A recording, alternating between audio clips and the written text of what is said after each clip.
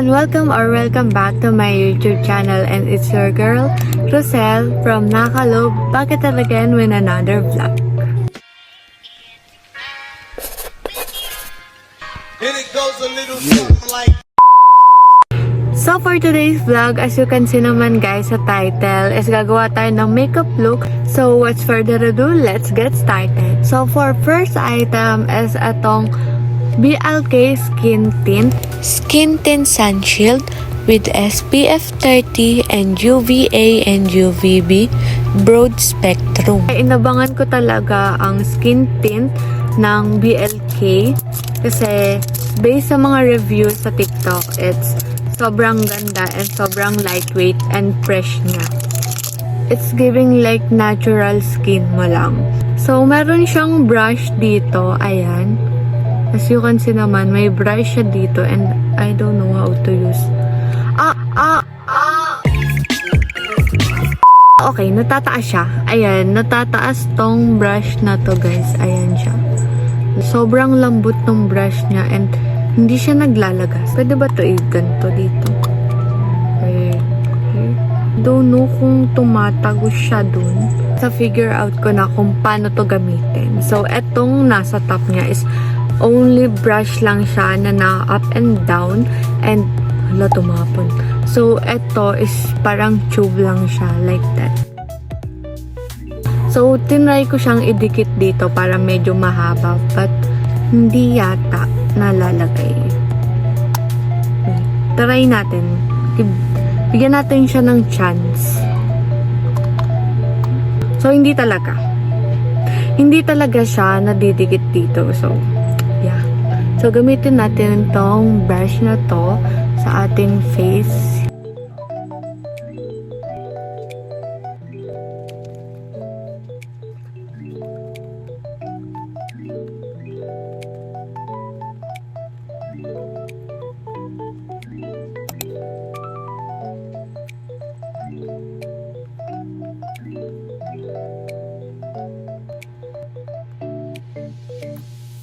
So, ayan guys, yung after ko mag-apply nitong skin tint ng BLK. So, ito yung ginamit kong brush as you can see naman kanina. And wala siyang naiwan na product. Sobrang ganda ng brush kasi maayos yung blend niya sa face ko and walang naiwan na product or hindi niya sinipsip yung product. So, ayan na guys yung outcome ng BLK Skin Tint. So guys, here's the other product na binili ko from BLK, which is itong all over paint. All over paint is pwede siya for eyeshadow, blush, and tint. And itong lipstick nila is for the lips. Pero na-try ko na siya sa cheeks. Blendable din naman siya, so pwede siyang gamitin for cheeks. First try natin is itong creamy all over paint nila in the shade Wondermelon. Try natin siya for cheeks naman. Para makita nyo kung paano outcome niya. And for blending, gagamit ako ng sponge for this BLK all over paint.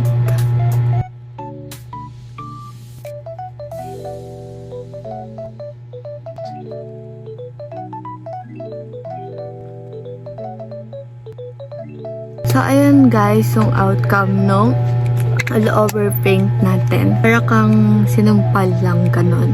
So, proceed tayo guys sa lipstick ng BLK. And eto guys, gagamitin ko para mapakita ko sa inyo kung ano yung shade and kung paano siya sa lips ko. But, baburahin ko din siya kasi magpapakita din ako sa inyo ng ibang lip products ng ibang brand.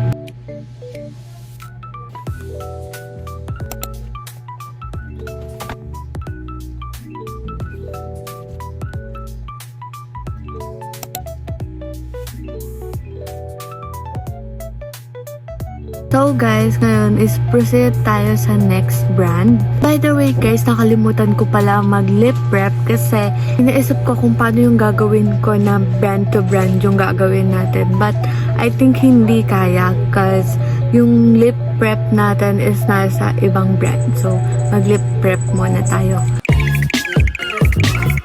So guys, proceed na talaga tayo sa brand na to kasi ito talaga dapat yung uunahin ko before.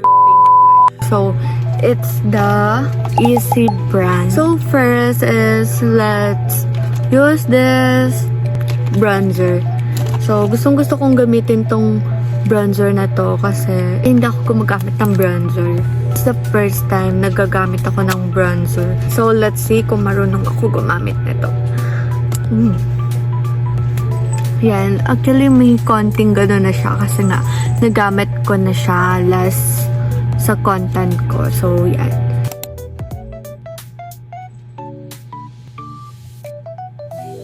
So, gamit ako ng brush, which is yung ginagamit ko for contour. So, tingnan natin kung magagawa ko siya ng tama.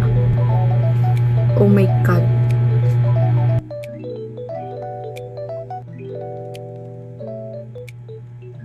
Okay. Nakikita nyo ba yan, guys? Look at that. Boogs. Be! Kita nyo ba yun? Para na siyang bugs. Te, ang lalim nung gato. Easy na. Ala. Eme. So guys, natutuwa ako sa product na to. Ba't ngayon ko lang na-discover tong bronzer na to? Diba? So yeah, I think this bronzer is for me.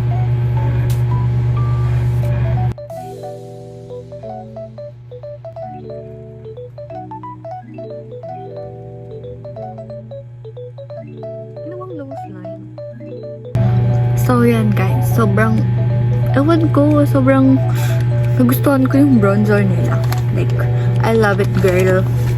So, ngayon guys, is done na tayo for bronzer and proceed na tayo for blush. And yes, mag-re-apply tayo ng blush para makita nyo din kung gaano kaganda tong Easy blush nila.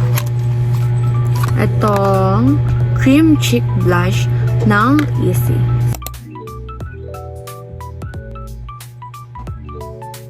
So, nag-use ako ng sponge para madali siyang i-blend. So, look at that, girl. Ano lang din siya, parang siyang natural na sinampal ka talaga. So, ayan na guys, Easy bronzer and blush nila. So, binawasan ko lang siya kasi sobrang pula. So, ngayon, tatanggalin na natin tong lip prep natin.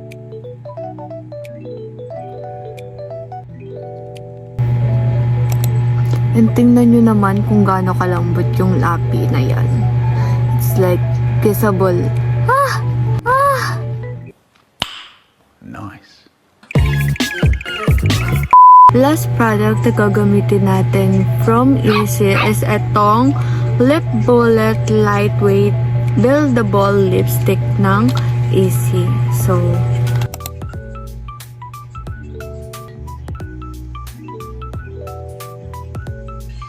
gamitin natin siya sa lips ko.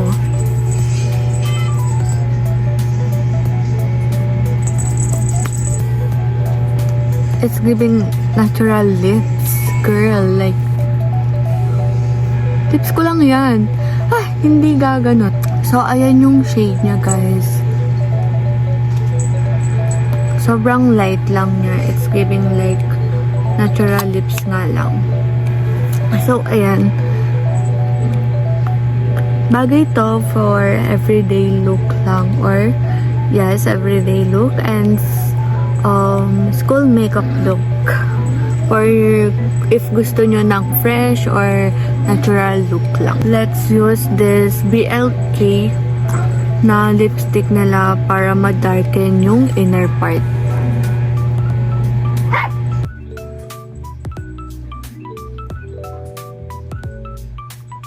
Guys, sobrang ganda ng combination nila. Like, look at that gradient lips.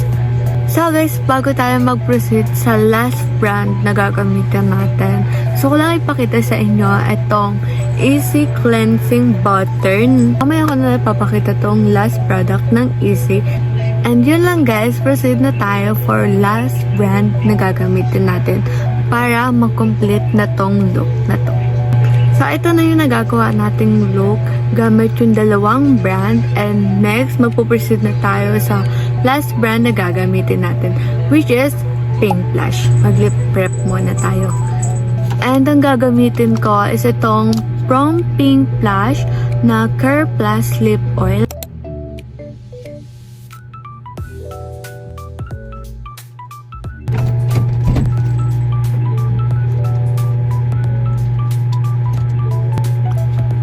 So, bumili ako na to guys because hindi ako usually nagli-lip balm or nagli-lip oil or something lip prep. So, ngayon, kailangan ko siya kasi nag-dry na yung lips ko kaka-use ko ng lipstick kasi hindi ako nagli-lip tint. And kung mag-lip tint man ako, nagka-crack na yung lips ko. So, I need this.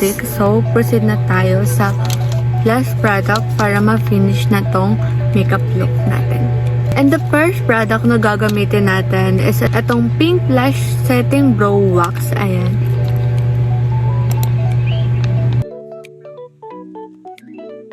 Ayan guys, is trending tong brow wax ng Pink Blush. Madalas ko siyang nakikita ngayon sa TikTok. So, let's try kung maganda pa talaga siya.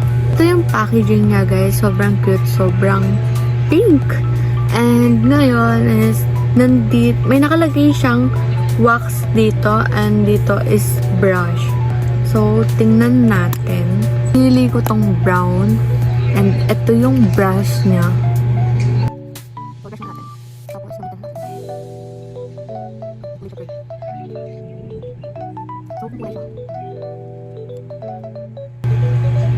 So, ayan guys yung difference ng dalawa. I think maganda naman siya. So guys, nasasabi ko maganda siya. Ako everyday. But trust the process, bro. So ayan na guys yung outcome niya. So yan. Pero guys, marirecommend ko pa din siya kasi ang ganda ng brush niya. So yun guys, quick say lang sa brow wax na to. If gumagamit ka ng brow wax, this product is good for you, but if hindi ka gumagamit ng brow wax, this product is not for you. Kasi for me as a girl na hindi ko magamit ng brow wax, like kilay lang, kilay pencil lang, mga ganyan-ganyan, and kasi hindi bagay talaga sa akin. So, it's a big no-no. So, yeah. Pero for me, sa kinalabasan naman niya, it's okay. It's fine. Maganda siya. Kaso, yeah, hindi ako marunong. So, para na din naman ako nagkilay. So, it's a go. Let's go. So, next product guys is itong mascara ng Pink Blush. And it's a bundle. Pati itong curler. Magkasama silang dalawa. So, nakagamit na ako ng Pink Blush na mascara. Which is yung black nilang version. Pero, dahil pink to, ito yung binili ko. So, para makita din natin kung ano yung different ng dalawa and kung ano ba yung mas maganda talaga.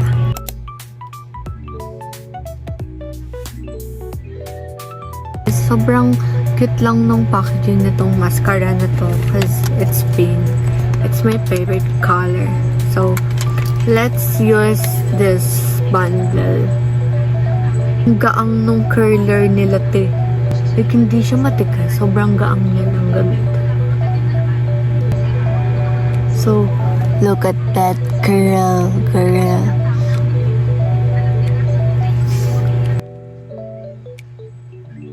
So, ito yung merong mascara and ginamit ko din yung curler ko dyan. So, ito yung wala. Kayo na lang mag-judge. Kayo na lang magsabi kung ano yung maganda at hindi.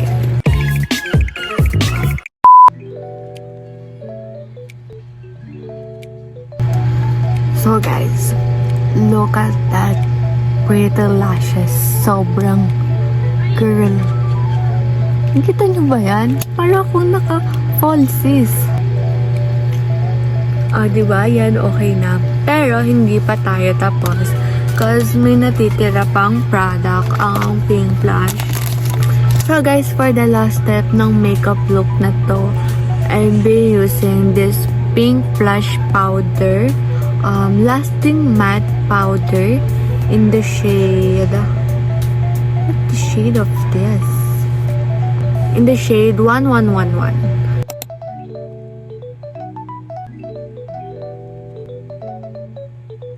Let's use this powder for ating makeup. Ang ginagawa ko guys is yan, pat here and here.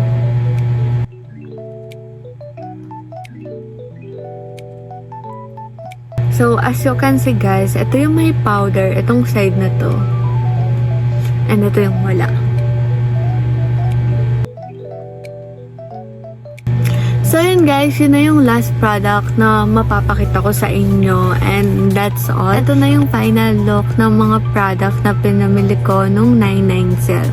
So, what do you think? Ang gaganda ng mga products guys. So, sobrang affordable din niya. And if you want to buy that product too, ilink ko na lang yung product sa description box. So, let's go for the montage. Malamig ikaw na alala, kaya sabi niya need ya.